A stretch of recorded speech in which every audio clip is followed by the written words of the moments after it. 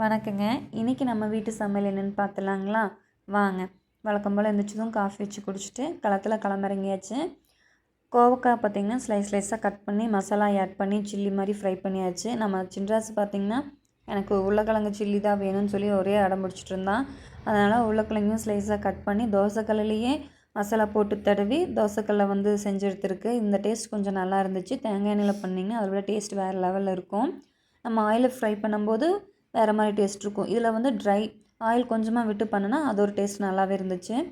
தென் காலையில் பார்த்திங்கன்னா தயிர் சாப்பாடு, உருளைக்கிழங்கு ஃப்ரை, அதுக்கப்புறம் பண்ணி வச்ச சில்லி, கோவக்காய் சில்லி போட்டு கொடுத்தாச்சு. நைட்டு செஞ்ச வடை இருந்துச்சு, அதுவும் வச்சு கொடுத்துட்டோம். மத்தியானம் லஞ்சுக்கு தேங்காய் சாப்பாடு தான் பண்ணியிருந்தோம். தேங்காய் சாப்பாடு பண்ணும்போது பார்த்திங்கன்னா நிறைய தேங்காய், வெங்காயம், அதுவும் மெயினாக தேங்காய் எண்ணெயில் செஞ்சு பாருங்களேன். குழந்தைங்க டிஃபன் பாக்ஸ் ஃபுல்லாகவே காலி பண்ணிடுவாங்க. இந்த வீடியோ உங்களுக்கு பிடிச்சிருந்தா மறக்காமல் லைக் அண்ட் சப்ஸ்கிரைப் பண்ணிடுங்க.